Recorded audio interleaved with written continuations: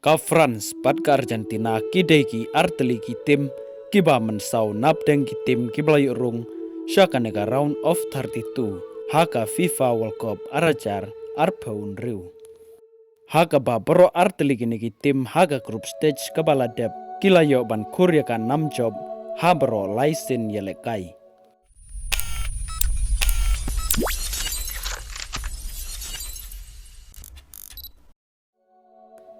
Ka Argentina kadon u top scorer Lionel Messi haka ba ula skor hadu nriugul habaro ki laisen yelekai kentup ya ka wei ka hat-trick haka jing yelekai Persia ya ka Algeria. Pat ka France kadon u top scorer Kylian Mbappe haka ba ula yo ban skor hadu saugul habaro ki laisen yelekai. Kata Persia ya ka Senegal ka Iraq pat ka Norway.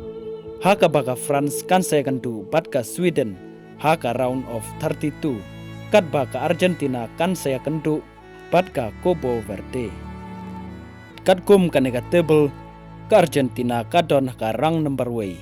haka bakala job habro laisen yelekai pat ka don ru yeu Lionel Messi ubalayo nriukul pat kan second to pat ka Cabo Verde haka round of 32 kat baka France kadon ka number R haka bakala job habaro ki laisen yelekai pat kadon yu Kylian Mbappe ubalayo saugul pat kan second du pat ka Sweden pat ka Spain kadon haka nempar ka balai haka bakala job Arsenal yelekai pat Maria Kaj season yelekai pat kan second du pat ka Austria haka round of 32 ka England kadon haka nempar sau haka bakala job Arsenal yelekai pat kala Maria Kaj haka season yelekai pat kadon yu Harry Kane ubalayo laigul pat kan second tu pat ka DR Congo haka round of 32 pat ka Brazil kadon haka nempar ka basau haka bakala job Arsenal yelekai